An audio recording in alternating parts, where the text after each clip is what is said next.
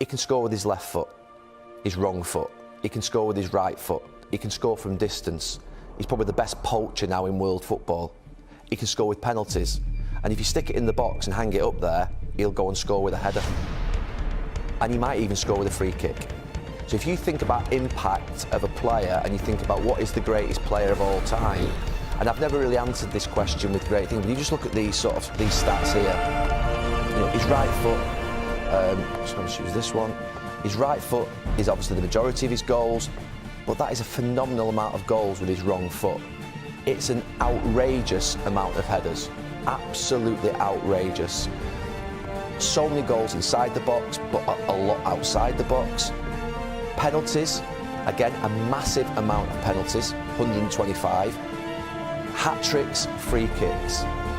And it actually took me to a point by how we were going to discuss Cristiano Ronaldo tonight.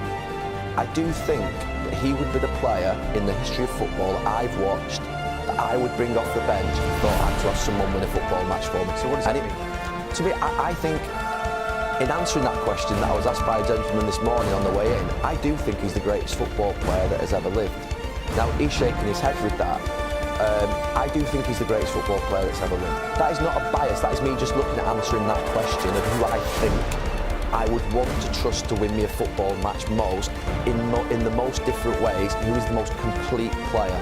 Now, if you add to that, just let me finish, if you add to that, the fact that, you know, you've got Ronaldo and Messi's, sorry, just look at Messi's goals and Ronaldo's goals, because it always comes back to this.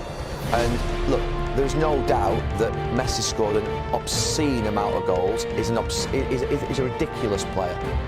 And it's a little bit of a hypothetical question. But Ronaldo, the two big differences for me, or three big differences. Because it's incredibly similar.